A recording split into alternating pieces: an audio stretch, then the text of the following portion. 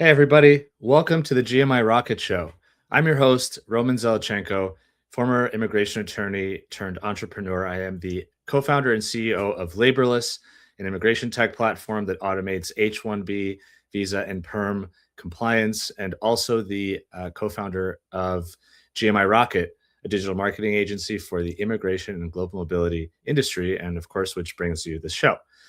Today is episode number 150, and I'm really excited to talk to our guest, Rachael Annabelle Yong, who is the co-founder, and CEO of Gullie. And Gullie, which is, I mean, we'll probably get into it, but it's kind of short for Gulliver's Travel, or a play on that word, is an AI relocation platform, that helps global companies and global teams easily move employees around the world. Using her platform and their services. So I'm really excited to talk to Rachael. As an immigration lawyer, there are a ton of immigration companies, like specifically immigration tech companies, that come on the show. And once in a while, we get to talk to broader kind of mobility, platform founders. So it's exciting to hear about the kind of broader scale where immigration fits in as a piece, but to see where AI is taking things in the industry. So before we jump into the conversation, I just want to say and give a quick thank you to the main sponsor of this episode, 8 a.m. DocketWise. So for immigration lawyers out there or in-house immigration teams, DocketWise is an end-to-end immigration case management platform. They've been around for a number of years, and they provide best-in-class immigration forms, customizable questionnaires in a ton of different languages, so that your clients can, fill out information and upload documents and things on their own.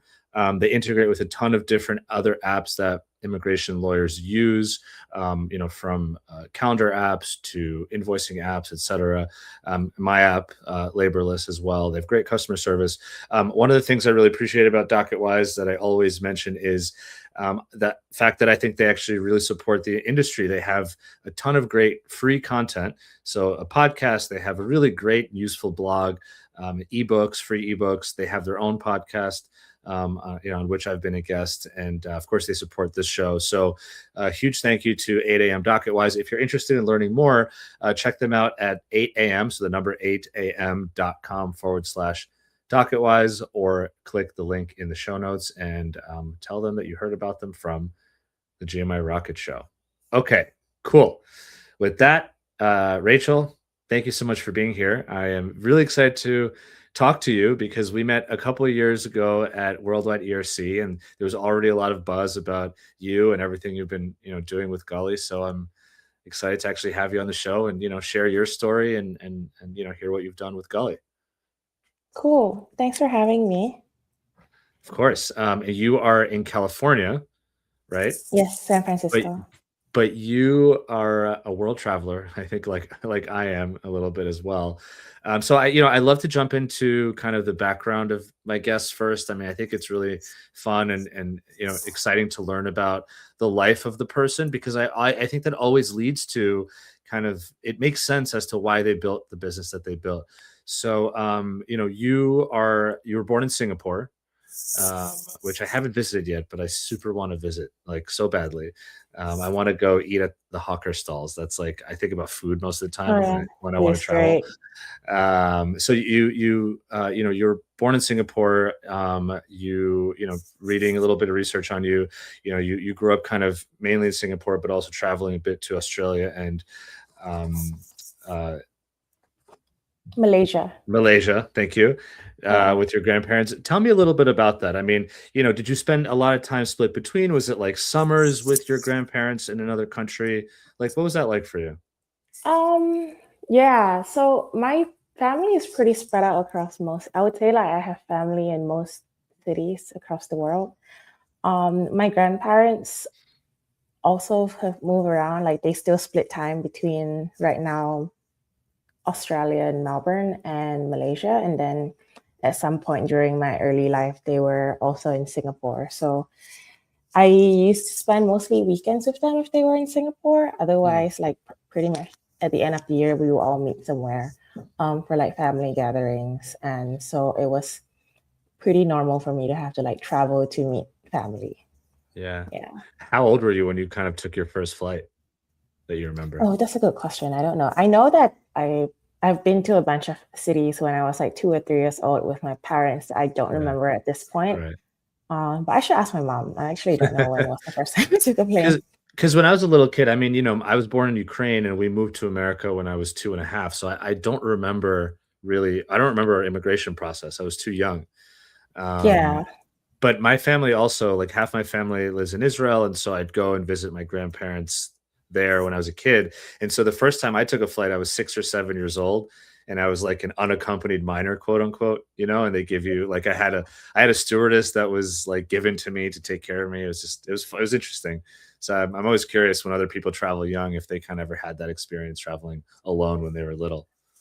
Not for me. I think I probably took my first flight like alone without my parents, but with friends, Mm, probably when I was 15 or 16. nice. Yeah. And we went for like travel to like somewhere around Southeast Asia, like Bali or something. Damn. But yeah, with my parents, I would ask my mom. I'm actually curious now. We'll have to do a follow-up episode. Okay, so you grew up kind of again in Singapore, traveling around to different parts of the world to be with family. Were you like as a student, as a kid, were you kind of really studious, like in the books all the time? Were you kind of more of a, tinkerer, taking things apart, fixing them, breaking them, maybe? Like, do you remember a little bit about how you were? Yeah, definitely I was a kid that would cut a bunch of class. I mean, like, I'm very like a self like I'm a very independent learner. So I like just Mhm. like if I know I have like an exam, I would study for it. But I always make sure I do well so that my profs could never scold me for not paying attention in class or cutting class. Mhm. So I would skip a bunch of my classes and do well enough where people can't kind of make noise about it. So Nice. my parents would definitely think that I am a troublemaker. So did you like did you feel, were you kind of raised around, I don't know, business people? Like was anybody in your family business owner, or were your parents or like other people in your life kind of professionals, engineers, teachers, etc.? It's a mix. I think there's like a good part of my family are in like professional services, so like doctors and lawyers. And then there's a good number of them who started their own business, whether it's in like real estate or construction, right? So my grandpa was also running his own company. Cool. So yeah, I have definitely seen like a mix of like career paths growing up, and also a lot of them were all over the world doing different things. So I guess there was some exposure as a kid too. Yeah, because at least for me, my parents and people in my family were basically all kind of professionals or maybe semi-professionals. I never saw business as like a conversation around the table, and that's why I'm always curious. I mean, and we'll get to this. You've started multiple businesses. You started your first business when you were 18 years old, and so like just to have the confidence to do that at a young age. Even if it's going to fail, or maybe especially if it's going to fail, just to think like, yeah, I have an idea, let's just go for it, let's just try it. Somebody will pay me money for this idea. That's like impresses me, at a younger age. Yeah, I think my mom always told me, do first and say sorry later. Mm, And I think I kind of just applied that to many things. I was like, let me go try it out and figure it out along the way. yeah. Yeah. Yeah, the version I've heard of that is you either ask for permission or you ask for forgiveness, and so clearly you've been asking for forgiveness instead of permission. But that's from what I hear, though, that's what people love about, entrepreneurship. I mean, they feel that they're just going to go boldly forward and see what happens. So you grew up, in Singapore before you went to university in Singapore, Yeah, I went undergraduate. to US in Singapore. And so and you studied kind of, like, what did you study there? I studied Technology, business business? school. Mhm, No, I was in business school. I couldn't really decide. I hopped from like a finance major to marketing, and then I ended up graduating with like ops and supply chain. mhm. Um, yeah, so all within business school though. And was that the kind of thing where you already knew you wanted to go into business? Either work in a business or run a Uh, business?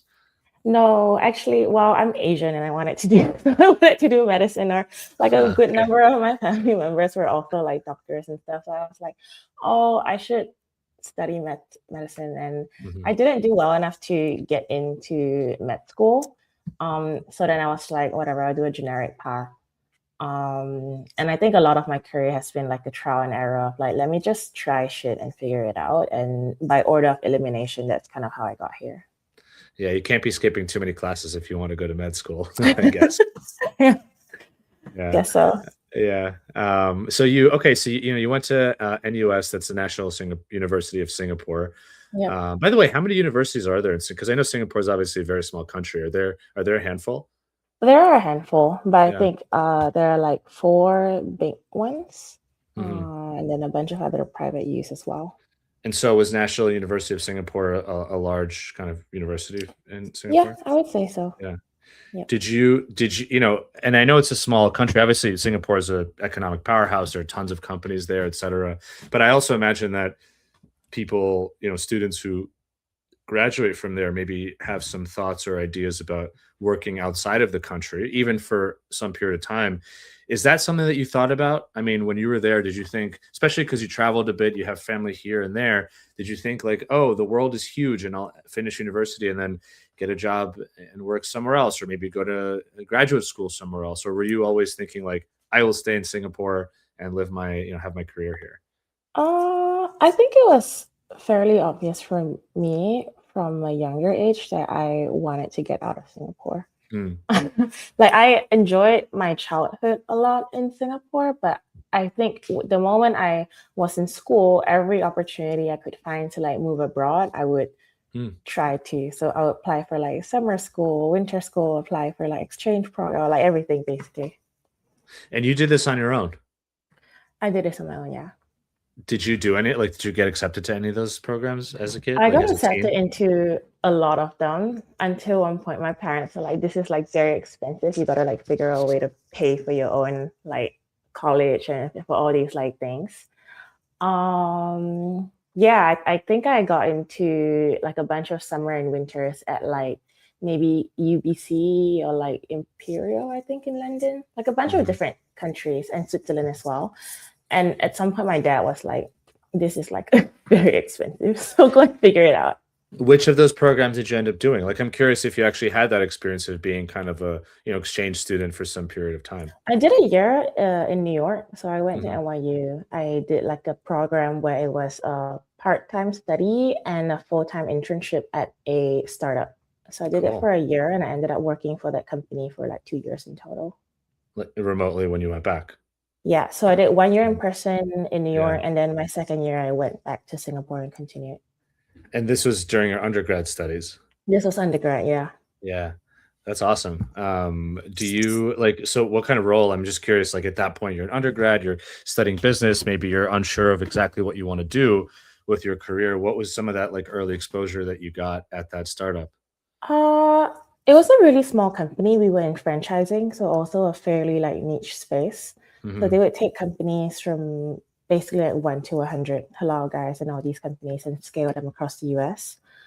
It was a team of seven. I did all the creative work, marketing, sales. I did like analytics. I picked up like more analytics work along the way.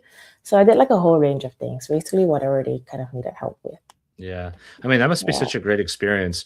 After I kind of stopped being a lawyer and I moved back to New York and kind of worked in tech for a little bit, I knew I wanted to start my own business eventually, but I had no idea like how to do that.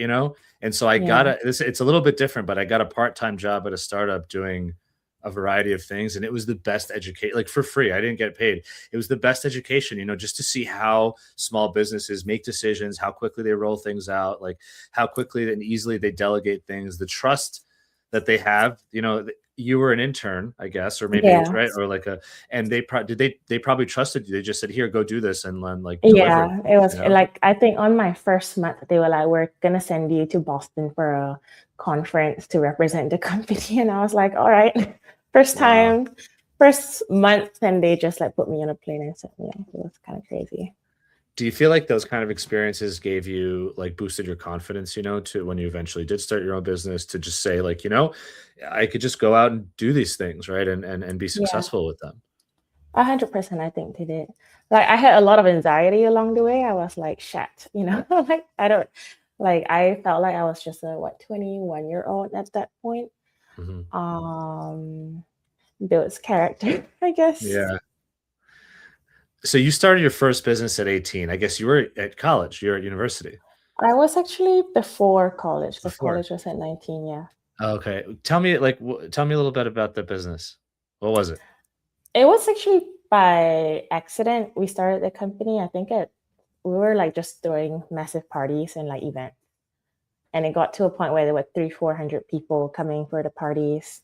And I believe at some point there was this, I think one of the girls who came for a lot of the parties, her dad came to pick her up, and he ended up he was, I believe, someone pretty senior at Pernod Ricard, this French Mhm. conglomerate Mhm. doing spirits.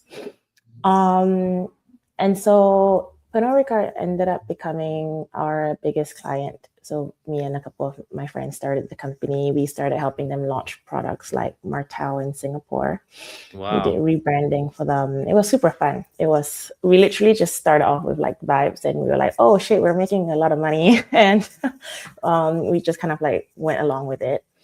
Yeah, so then I did it for like about a year and I left and I ended up joining Pernod Ricard to help with the e-commerce arm launch.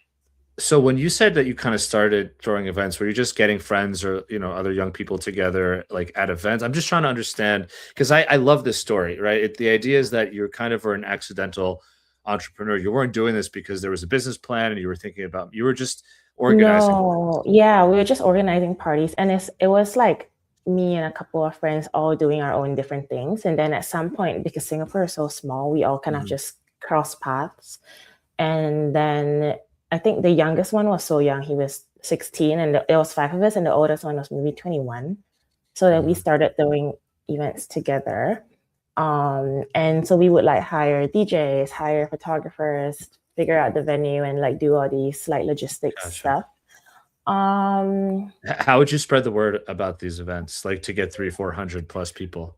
we would basically do it through word of mouth, make it super exclusive. We Mm. would go to the people and be like, oh, this is a very invite only thing, but also go to the people in school who would like basically blast out to everyone. So mostly through word of mouth and figuring out how to get things to go viral. Mhm. Yeah, Yeah, this nothing is too crazy, I think. because this is pre-TikTok, pre-peak of Pretty Instagram. I mean, much, you yeah. know? Yeah. It was really through like knowing people and like knowing what kind of their behavior around being invited to certain things and how you Yeah, and market and brand the whole thing. so okay, and so this the one of your friends' father was like in Pernod Ricard, and he saw this, and he saw that you guys were doing a good job. I guess that you figured it out, how to market, how to brand things. Yeah, I think we did the very early version of what influencer marketing was as well, which is why I ended up when I went to Pernod Ricard, we were launching this entire like influencer program across like Singapore and Mhm. picking like ambassadors in school and all these kinds of things.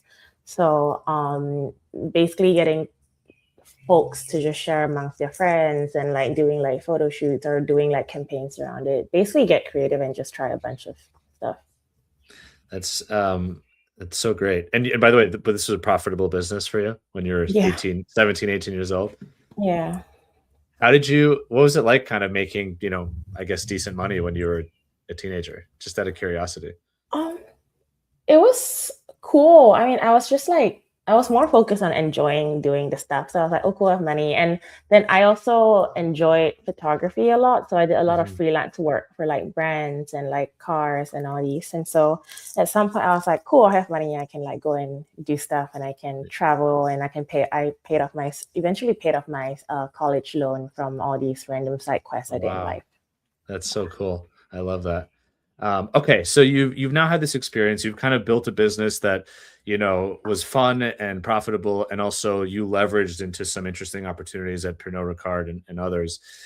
You were finishing university. You obviously, it sounds like you came to New York. You had this additional experience working for a startup, and then kind of continuing to work from when you went back, to Singapore to finish university. So after you did that, right, you're graduated. You have a business degree. You have probably better experience than most others because you've done internships, but then you've also kind of started your own business. What's the first step for you? I know you eventually ended up at Google and did some other stuff, but what do you do? Because there are young entrepreneurs that watch this show, listen to this show. Like, what did you do at that point? You have this experience, you have this college university degree, you graduate, the world is your oyster. What does Rachel do next? Wow, I don't great advice.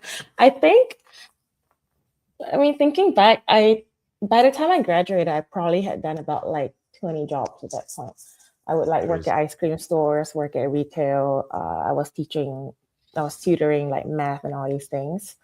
And I was just looking for, I don't know, I have this tendency to just do whatever I'm the most curious about.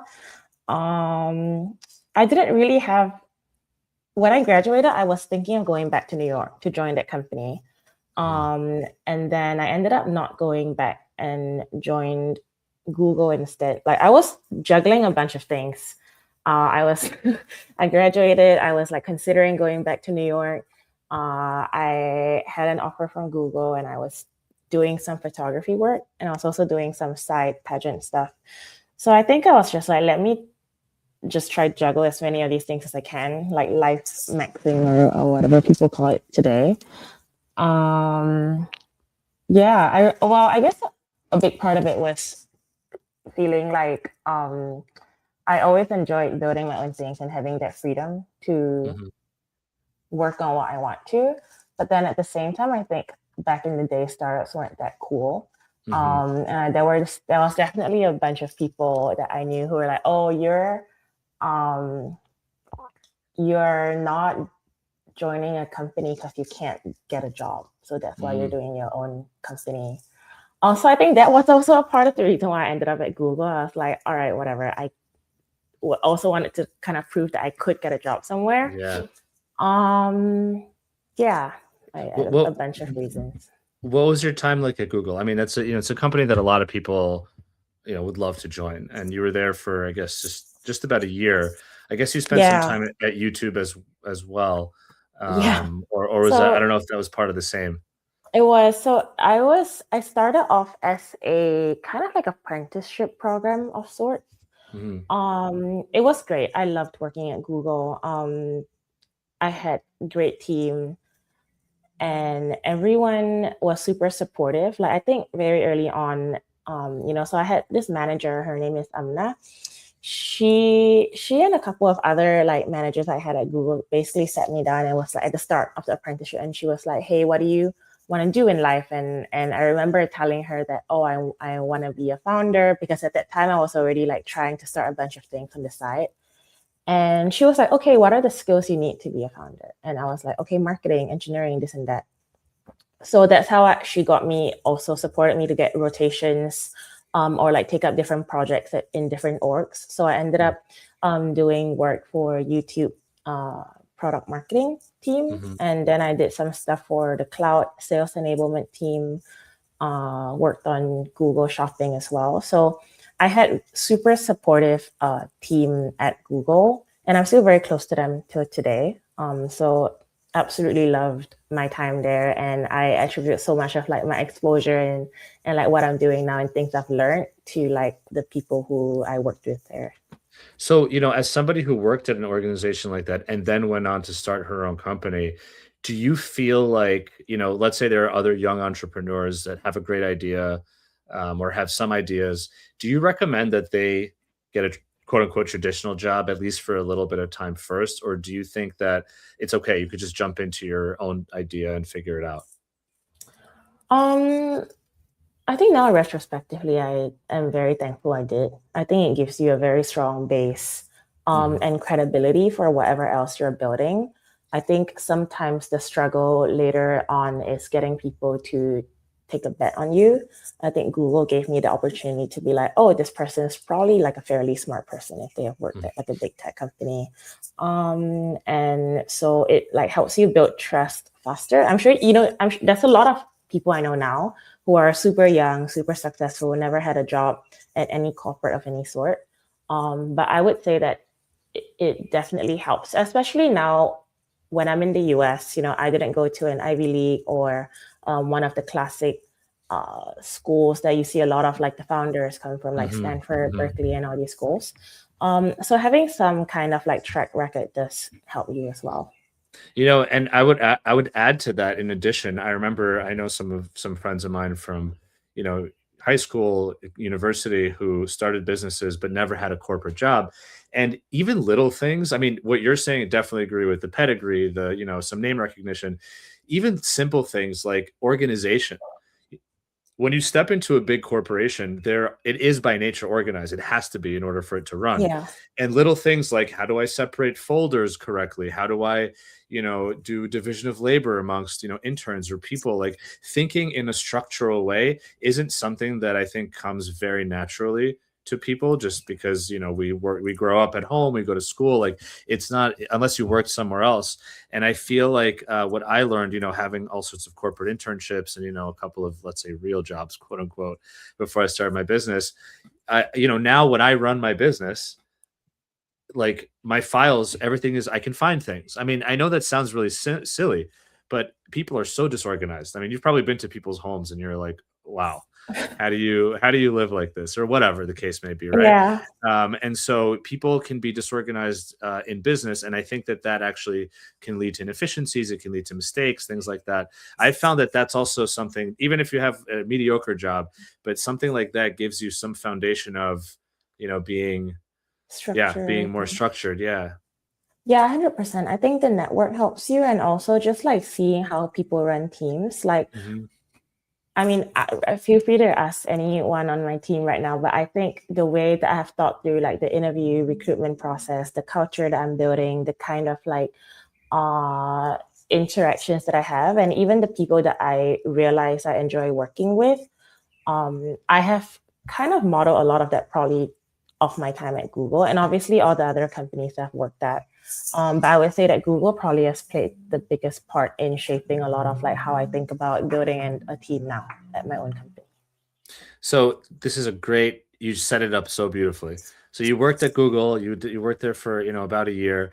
And obviously you've done a whole bunch of other things in the past. Now, I know that before you got into Gullie, which I guess you launched a few years after you left Google, right? It seems like you did a couple of different things, and you lived in a few different places. You lived in Switzerland, right? You lived in London, just across the board. Can you share a little bit about what were you doing in these countries, and like, what role did travel play in your life? Because I want to transition that question into, how did this whole idea for, Gullie come about? Yeah. So I moved to London after Google. I joined an accelerator program there called Entrepreneur First. So it was kind of like a startup program. And then over time, I realized that it wasn't the city that I wanted to be long term. And also, I felt like the US had a better ecosystem for startups in general. In between, I did spend some time in other cities. So I was in Switzerland, in Zurich, for about like 3-4 months. I spent maybe like 6 months in total in Dubai and Saudi. I was, up and down a little bit with Singapore and Australia just to see family. Yeah, and then obviously a lot of time back in New York, because I think after all the cities I've lived in, I always loved New York the most. So for the most part, it was a lot of like exploring. I had at different points of time, some of my investors would be like, oh, the Middle East is moving in a lot of people. So I spent a lot of time with the government in Dubai and Saudi, like DIFC and DMCC, just understanding the free zones, partnering with them and trying to figure out how we can help move people into the region. And understand like the infrastructure of the different regions, like how things run differently in Saudi and Dubai and all the other cities in the world. Now, when you say you're trying to help them move people into those regions? Were you working with an organization? Was this through the Entrepreneur First program? Like, Yeah. So I actually started like the very, very early versions of Gullie many years ago when I was already in London. But it mhm, started off a lot at that point as a social platform. So, how do okay, we help people move? But if I can't help you, I will find someone who can. That was our early thesis. So, it was more of a social platform to connect expats to each other. And so, we ended up building communities in different cities, mostly of like tech or finance professionals who have moved there. And so a lot of the early part was exploring those countries and understanding what the differences were work wise and like how it is to move and mhm. live there. That's awesome. That's like a very solid foundation for eventually building a platform that does help people move there. Yeah. Um, and so and I know that you're traveling a lot, and you shared with me previously that your friends, I guess, and other people in your life saw that you were always going to a new country, you're always figuring things out kind of on your own. I know you've shared in some other podcasts you've done that you were kind of like, especially after college, on a shoestring budget, like trying to meet people, trying to you know you eventually kind of built up this knowledge about how to just show up in a country and succeed to some extent, right? To meet people, to find a place to live, to find opportunities, find networking events. um, how did you leverage that experience into into what eventually would become Gully? Um, I don't know. I guess I'm still figuring it out, but a lot of it was just like, let me show up and figure it out. Like I would pretty much just buy a flight ticket, land there, start talking to people, and you will realize that people are very friendly and very willing to help you if you just open your mouth and ask. Hmm. So I did that for Saudi. I remember like at some point in the last couple of years, the first time I went to Saudi, it was because someone told me there was this really interesting like investor conference and I should go. Um, it was this random dude I met at a networking event, and he was a founder from New York. And so I was like, okay, I'm just gonna buy a ticket, fly to Saudi, and just show up for the. I didn't even have tickets to the thing. I would just like get my way into most things, or just like find my way into the side events and stuff. And then figure things out as I went along. And I feel like for the most part, I have been lucky enough where it has kind of worked out for me. So I will do research on like what the culture is like. I'll ask people, I will learn about the food, I'll learn about like what matters. I think every country um, have different things they value, whether it's like the social dynamic or whether it's like, um, you know, anything really, like even understanding the infrastructure of the city, how the development was done, how the buildings were built, what are the struggles that they face. And I think this helps you build a pretty good mental model of like where, how the kind of they came to where they are now.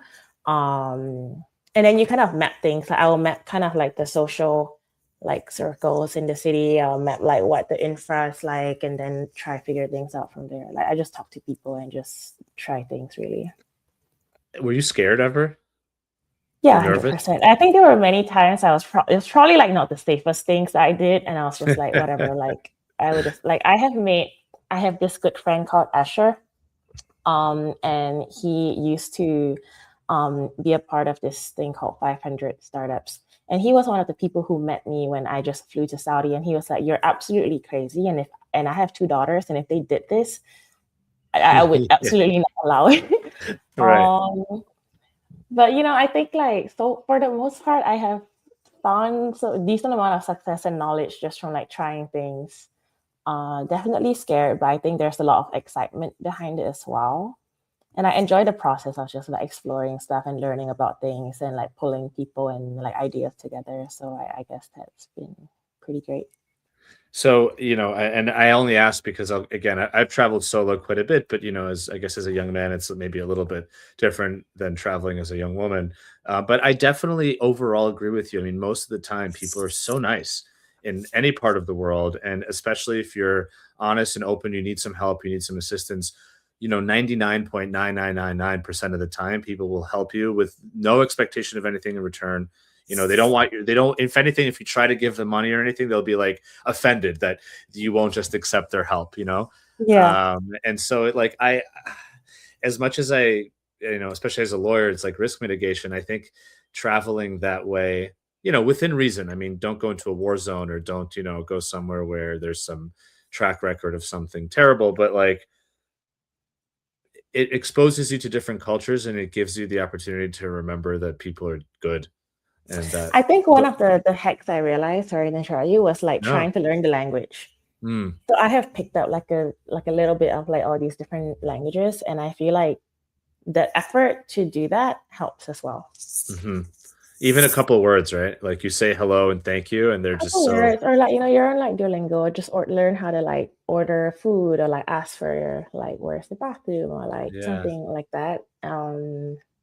It definitely helps. I think people are like, oh, you're putting in effort to, even if they don't completely understand you. Right. It's like, it's like whatever, just try sometimes. Yeah. Okay. So, I guess this would be a great moment for me to ask you, what was the thing then? What was the moment or the kind of situation that then inspired you to eventually to start Gully? Right? Like, what happened where you said, you know what, it's time. I've been doing this entrepreneurship residence. I've gone to Saudi. I've gone, I've been across Europe. Like, it's time for me to start a business that actually helps people move and relocate. I think my parents also moved to the US about 3-4 years ago. Hmm. And my dad, I think at some point, maybe someone messed something up and sent him the internal sheet of like how much the relocation cost of our family's relocate. And I was kind of like floored by how much things cost and how much of the work my mom and I did to make the move happen.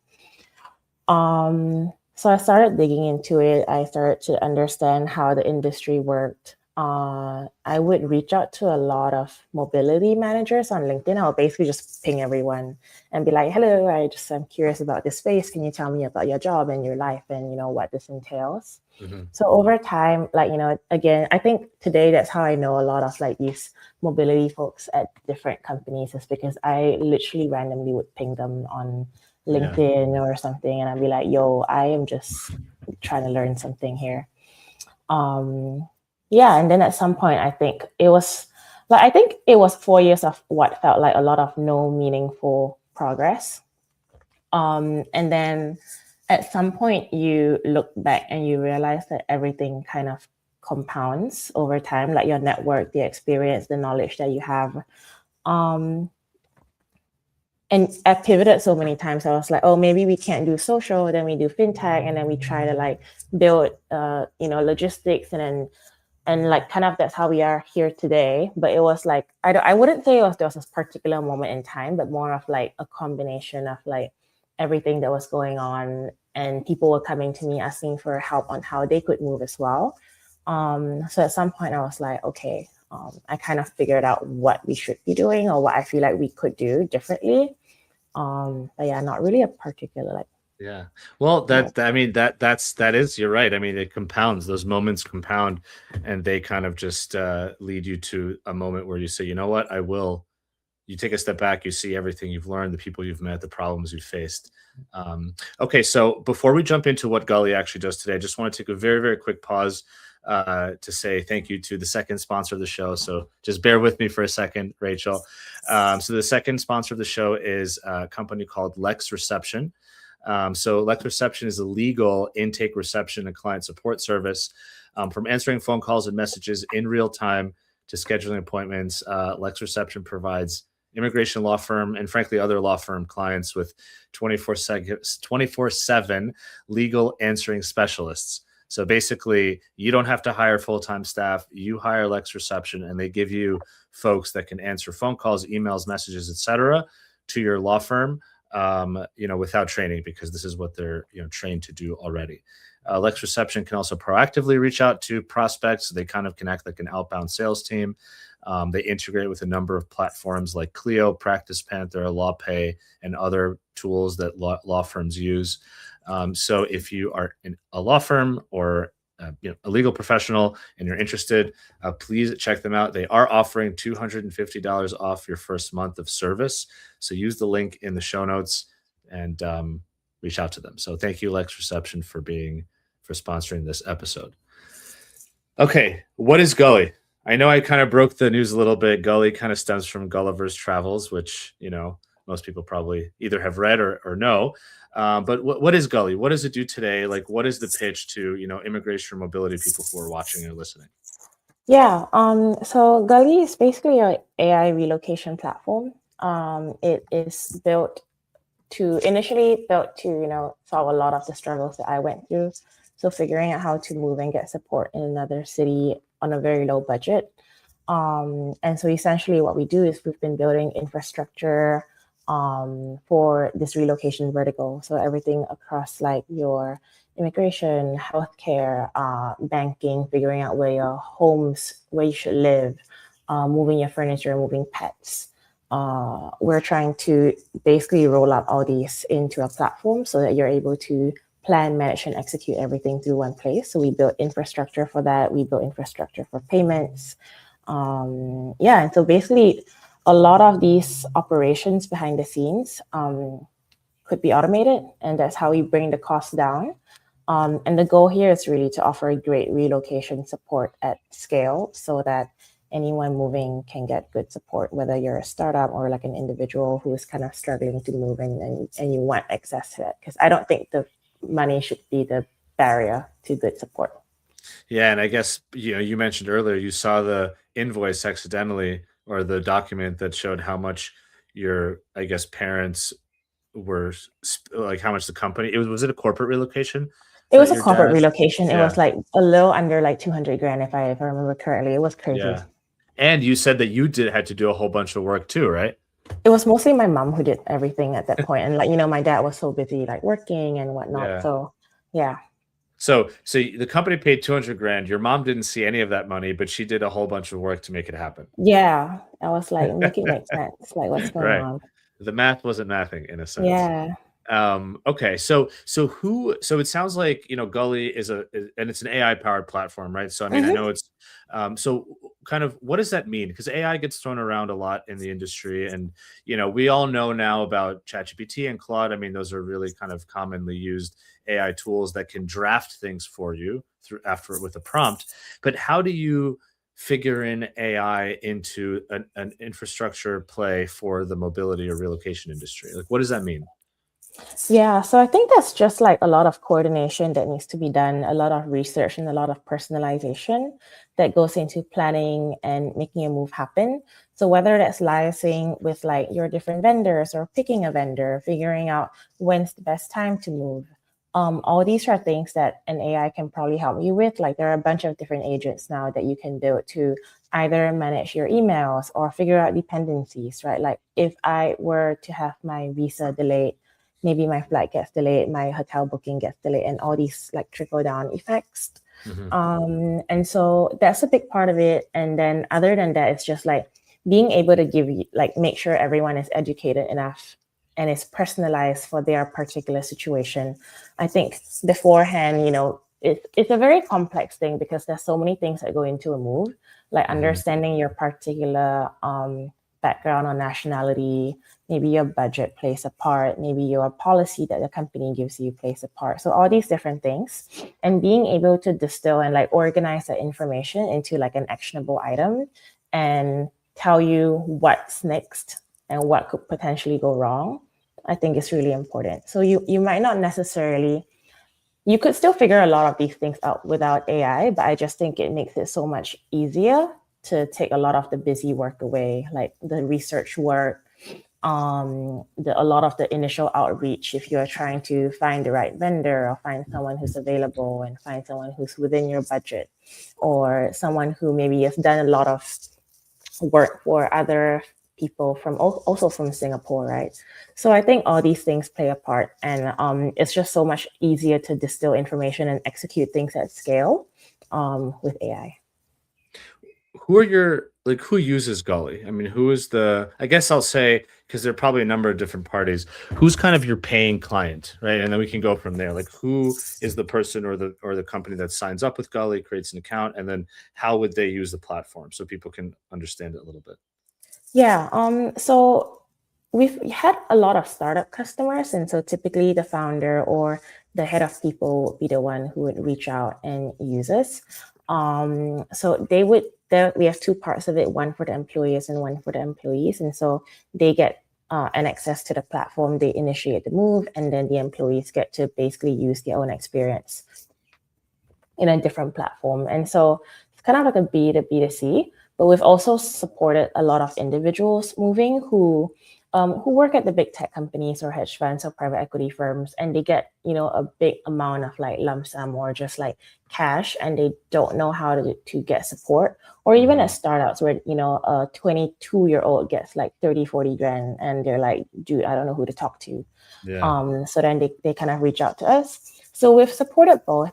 And then bringing back to your question on where does AI step in, I think there's a lot of things that we can kind of improve in the current workflows today.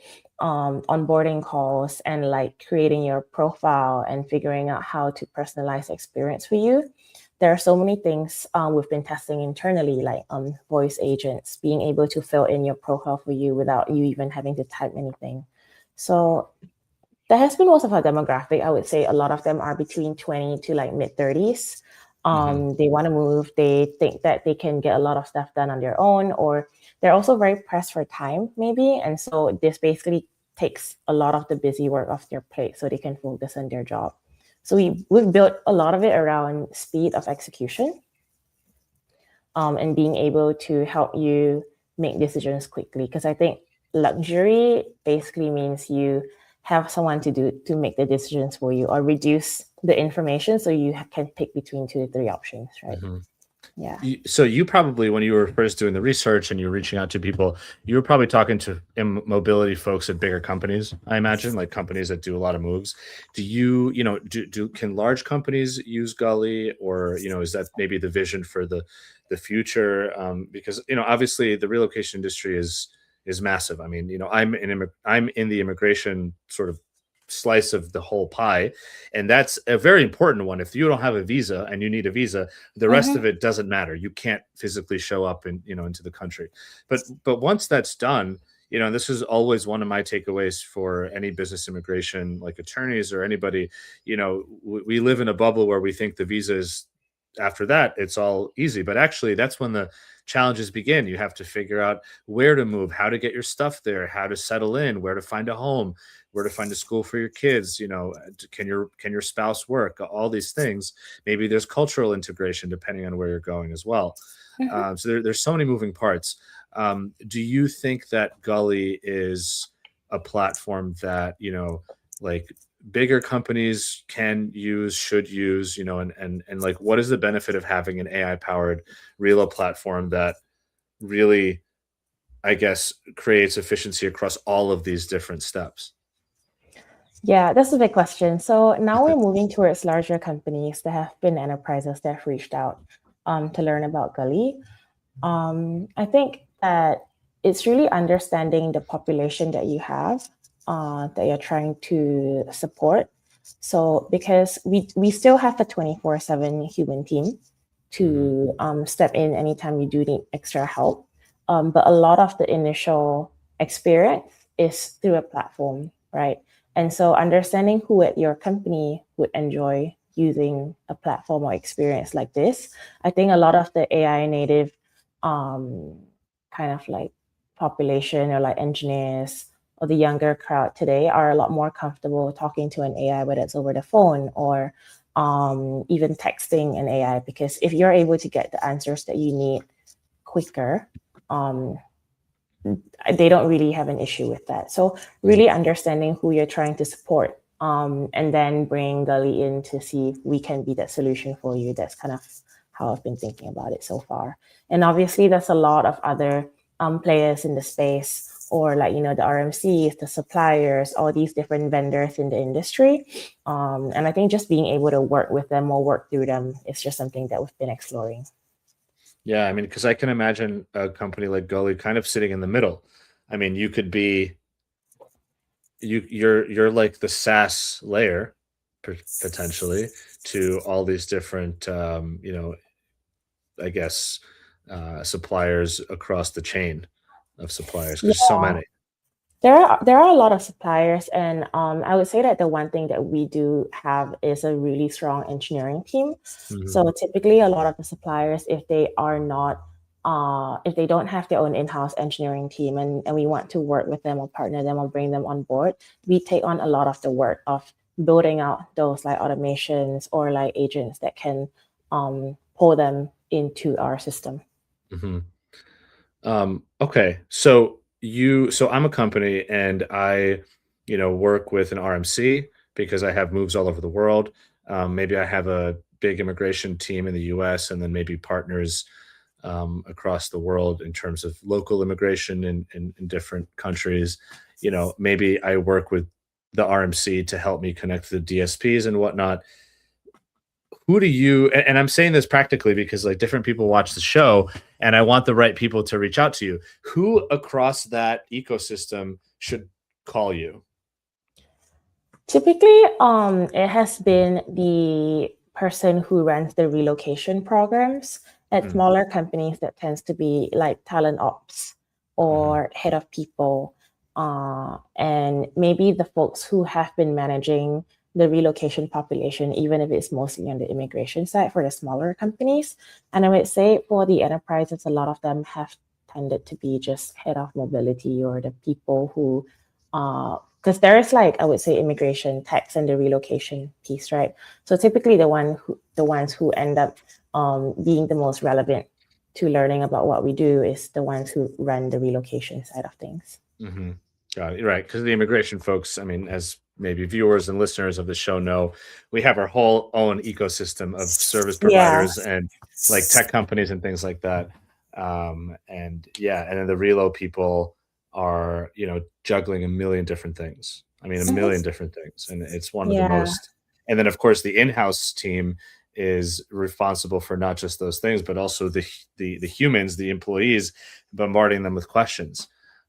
Does Gully, maybe these are some technical questions just because I'm curious, can Gully, for example, integrate with a company's mobility and other policies, and then I as an employee can use it to say, okay, what are the policies of my company to ask for a short-term relocation, or like do we have any policies around lump sum versus something else? I mean, can you do something like that, like integrate with internal policies and stuff at a company?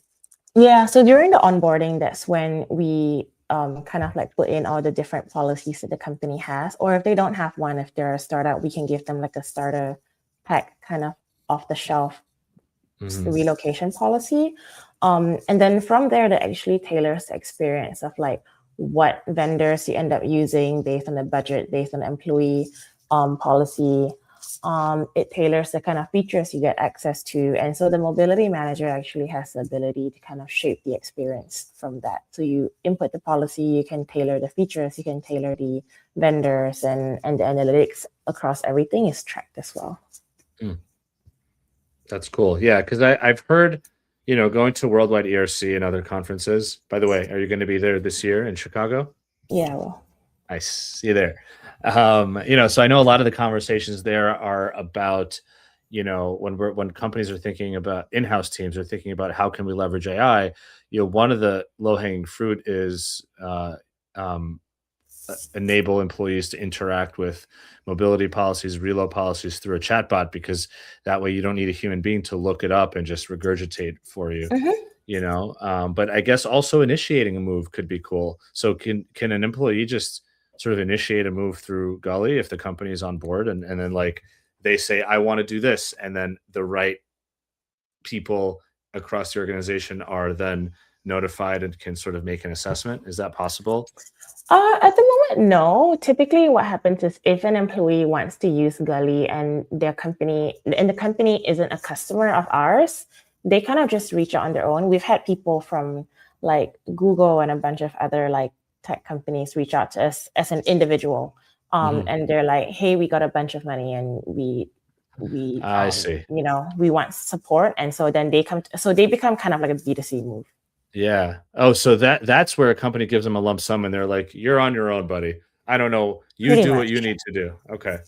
Yeah. And then they ended up coming to us for support, and just whether it's like figuring out which vendors to use, who to talk to, connecting them to community is also a big part. So we also have events in the big cities. So in New York or SF, when you land there, we connect you to a bunch of other people who are also, fresh in the city and stuff like that. I love it. Okay, we've got a couple questions from folks in the audience. So I will. So we've got William Taylor here, a good friend of ours, immigration uh, leader. So he asked about, you worked at Google and you've seen companies at different stages of growth. You obviously have a team now. He asked a couple of great questions, but the first one is, how do you motivate your team as a leader? At Gullie, how do you motivate people to continue to put in work and be excited about coming in every day? So I think it's a great question. I think there are a couple of things to this. The first is obviously setting a really like ambitious and like huge vision that people are all excited to work on. And I think that one of like the things I always say is that we're shaping how the world moves, right? We're giving people the opportunity to like live a better life somewhere else. I think a lot of the people on my team have experienced that before, so they do resonate with that vision, and have struggled in different ways in their own personal lives while moving. I think the culture of our company is fairly open and chill in a sense where I would lay out these are all the things that are happening. These are the customers who are coming in. These are some of the big projects that we're working on. And I feel like people do their best work when they're having fun and they work with other great people. So Yeah. I'm thoughtful about who I bring into the team. And then we have like periods where people will all kind of all fly in right now to the Bay and like meet for like team offsite. And essentially anything off the roadmap, I'll be like, this is kind of a priority right now, or like there's this big project that we're sprinting for. And I don't really tell them what to do. I'm not like a big micromanager. I'm like, this is kind of what we have to do. And people just like pick it up on their own and they just work on it. And so you naturally get people who are kind of self-starters who want to just like build things and they're excited about maybe a specific kind of like agent or a specific kind of like infrastructure or a specific feature. And then they just go off and just build it, And it makes me reflect on what you shared earlier, where especially like with your first internship, I mean, you showed up, you were what, 19 years old in New York City or 20, Yeah. and this company, you're in a new country for the first time. I mean, sure, you speak English, but like other than that, you're here for the first time. And this company a month in is like, hey, we're going to send you to Boston. You go figure it out.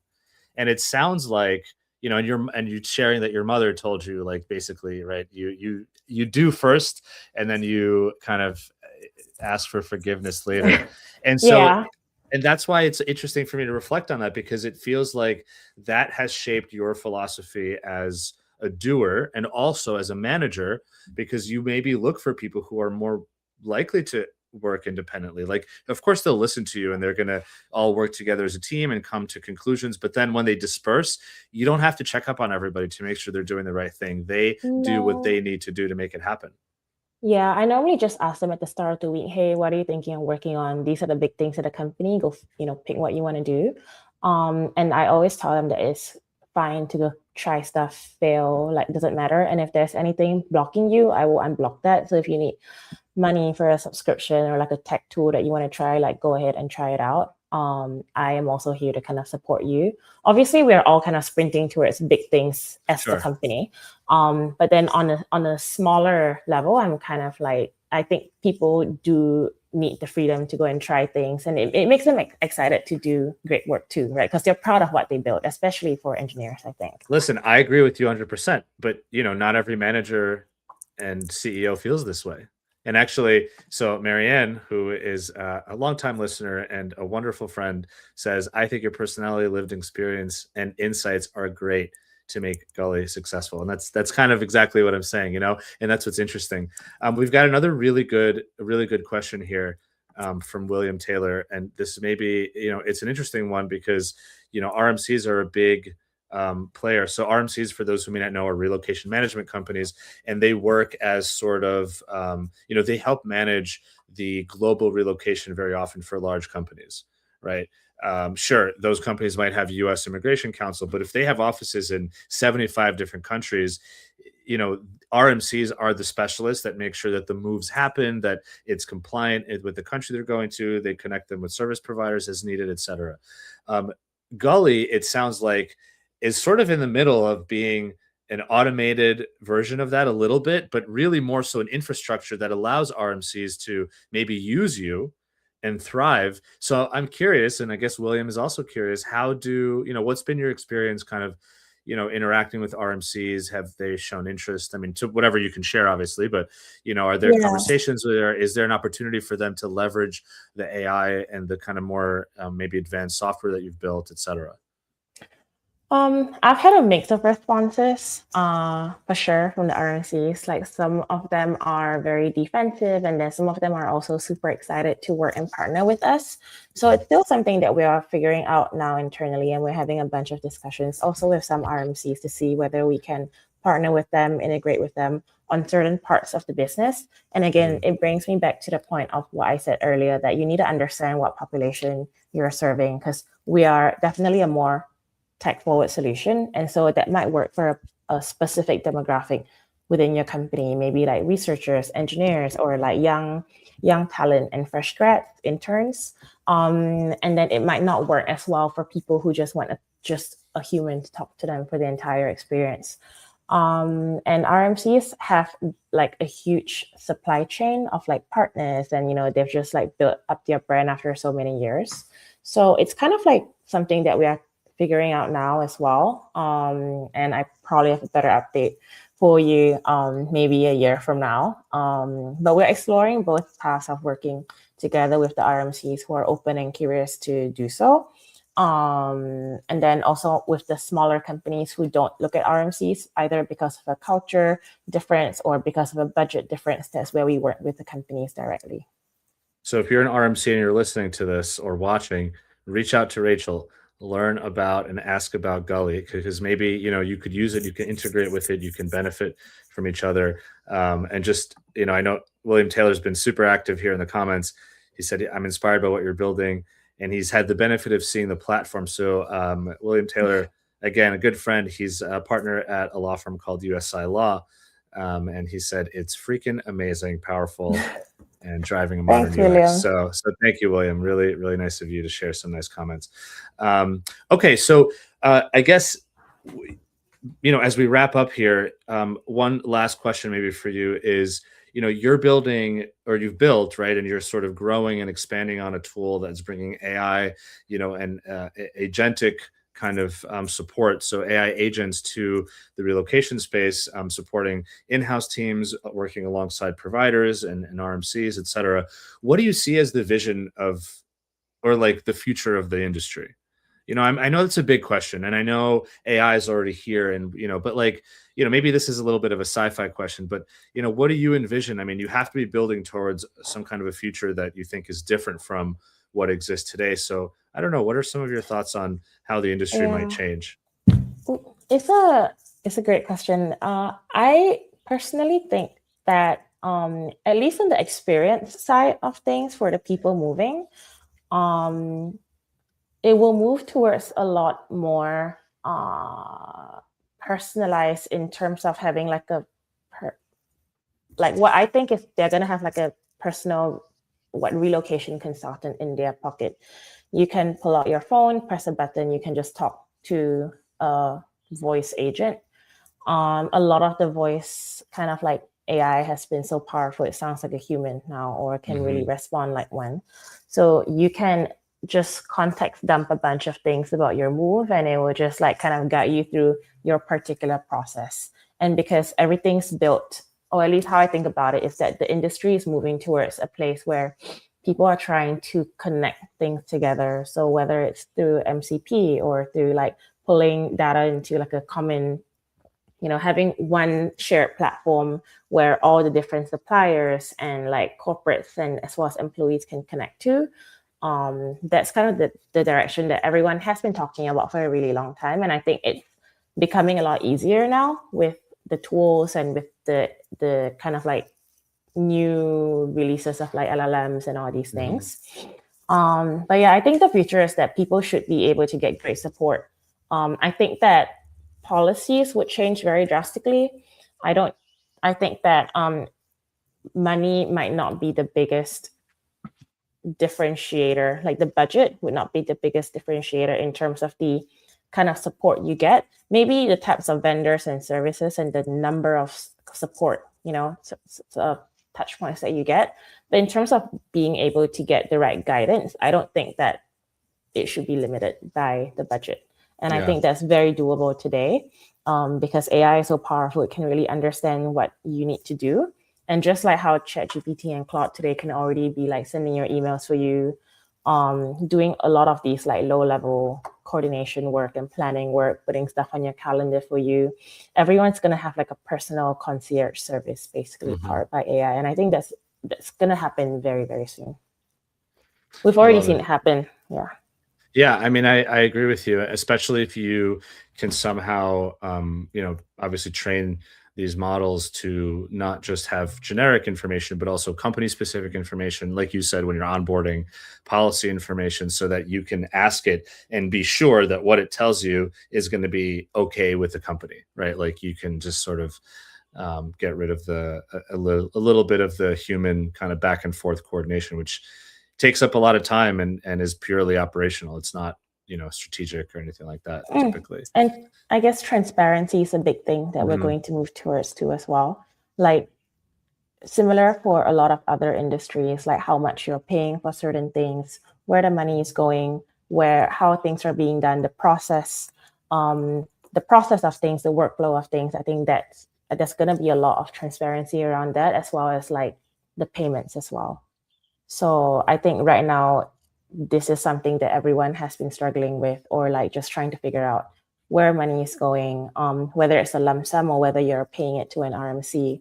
And I think that's what technology does, right? It just gives you insight into the entire supply chain, into where money is flowing, into who the money is flowing to, across like the splits of like the cash. And I think that that's the biggest change that I see happening. Whether we do it or not, someone else is going to do it. And I think that everyone's moving towards this direction. I think the mobility managers want to see more transparency. They don't mind paying more if they know where the money is going to go to. I think people appreciate that. Yeah, no more accidental, receiving of emails of a $200,000 bill, and you're like, oh my God, what is this? How did this cost so much money? So awesome. I mean, I think that's really exciting. And I think that, in the immigration space, things are moving in kind of a similar direction, and it's not to say that mobility managers will lose their jobs, or, head of immigration will lose their job. Immigration lawyers are definitely not losing their jobs, nor are paralegals and others. They're just leveraging AI as a tool to make certain things faster, more efficient, more transparent, like you said. And then really what they're doing is catching up on the work that we all know people are behind on. There's no one that goes home in our industry and says, wipes their hands clean, I'm done with everything, and tomorrow when I come to work, I will get brand new work. That has never, ever, ever been the case. There's always work to be done from yesterday, last week, last month, or even longer. I think the work will change though. I think so. I hope so. Yeah. I would love to go home. And it's not to say, well, I mean, I work for myself, so I'm always both at home and always working. But you know what I mean? If I was back at like my attorney job, I can't imagine a world where I go home and I think to myself, every single task I had to do is done. And tomorrow there will be more tasks because that's the nature of the work, but everything is done. I would love for that to be a world. And I think that is possible if we use, AI correctly and, continue to lean on technology more. Yeah, I think so. Some of the mobility managers that I've been speaking to have already been building their own agents. Their work is changing in scope. Like, they are becoming more product oriented. They're being brought into conversations earlier to kind of plan the go-to market strategy for the company, to think about how we can help expand across different countries. Because Now that AI is doing so much of these little tasks for you, they are basically in a position where they can look further and look beyond. So I think the scope of mobility managers, I think those who really understand AI will also understand that humans are not being replaced. And there's a lot in this industry that has to be run by humans, but it just allows them to step up and do a lot of more higher order thinking or creating systems that your AI will do and run for you. So now you're the one just controlling a bunch of agents instead. So I think people will eventually shift towards this kind of like new world, or like whatever you want to call it.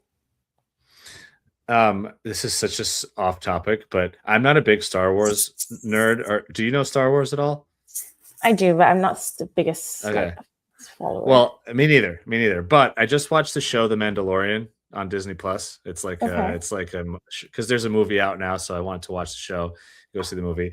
Anyway, there's like this society now that's taken over, and basically bots do everything, and people are only working on or like focusing on like arts and creative endeavors, and that society is starting to crack. And it's just interesting. I mean, obviously it's science fiction, and if anybody who's listening knows what I'm talking about, like the reality is that's never going to be the case. Like, no matter how sophisticated robots are and AI is. And I'm only bringing this up because I was literally just at a conference an immigration conference where there's 6 panels, or like a number of panels were about AI. And the conversation is still, will I lose my job? Am I going to be made, redundant, et cetera? And the answer is a resounding no. Okay, we can go on to this forever, but I know, you have to get your day started. It's been a wonderful conversation. I usually end with like a fun question, but I had a separate, thing for you. So you, totally aside from this, while you were at Google, you had one of your 175 side quests. You were Miss Singapore, right? Yes. What was that like? Where did that come from? Because that's such a fun side quest. I'm just curious about that, and I will end the conversation there. But what was that kind of all about? If you could share with the audience. Yeah. I was so I do freelance photography, and I was covering for a friend for Miss Singapore, who was supposed to shoot the event. And one of the organizers asked me when I was going on stage, and I was like, hey, I'm a photographer for the event. So I'm not going on stage. And so they ended up inviting me to, I guess that was, I kind of got scouted for the next year. Ended up winning the pageant like back in 2020. And so I was initially supposed to go to Poland to represent Singapore for it, but I decided that I am more of a tech nerd and I didn't want to pursue a career in media. So I ended up choosing to move to London instead to start exploring mobility instead. I love that. Just a quick side quest of winning the Miss Singapore pageant and then going back to being a startup person. I love it. That's awesome. Yeah. Well, Rachel, this was such a fun conversation. I'm so happy that you came, and it sounds like everything you're working on with Gullie is really interesting. It's still like relatively early days, and so I appreciate you coming and sharing not just what you've built, but also what you're working on and who you're looking to partner with. And I do hope that for people who are watching or listening, if you're in the mobility space, if you're in-house immigration or mobility, if you're an RMC, if you're another supplier, and you might find something interesting here. First of all, visit gullie.io. That's GULLIE, right? .io. And check it out. And Rachel, how can people contact you? Like, what's the best way to find you? LinkedIn or something else? LinkedIn's good, or you can just drop me an email. It's rachel@gullie.io. Cool. And by the way, for anyone who's listening, your first name is spelled Rachael. Yes, it's a British spelling. At gullie.io. So for all of us Americans, there's an extra A. Cool. All right. Well, thank you, Rachel. This has been a wonderful conversation. I appreciate your time. And thanks for coming on. Cool. See ya. See ya. Awesome. What a great conversation, a cool idea, a wonderful business. For anybody who's, again, going to be at least worldwide ERC. I should probably said that, but Rachel's going to be there. She said, I will be there. Come and, meet her, meet us, say hi, check out her website, reach out and connect with Rachael on LinkedIn. And, let's all kind of pitch in, because the future of the industry is growing with all of us, people building the platforms and people using them. So just want to say a quick thank you once again to 8 a.m. DocketWise, the main sponsor of this episode. And again, briefly for immigration folks out there, DocketWise is an end-to-end immigration case management system that provides best-in-class immigration forms, customizable questionnaires, integrations with all sorts of other platforms and apps that immigration lawyers use. And they provide a ton of content for immigration lawyers too. So even if you don't use DocketWise, you can check out their website and get all sorts of content from them: ebooks, blogs, webinar, things to help make your practice even better. So check them out at 8am.com/DocketWise, or visit the link in the show notes. So with that, thank you everybody for tuning in, for all your wonderful questions and comments. Tune in next week for our next episode. And in the meantime, have a great weekend and stay safe. Peace out.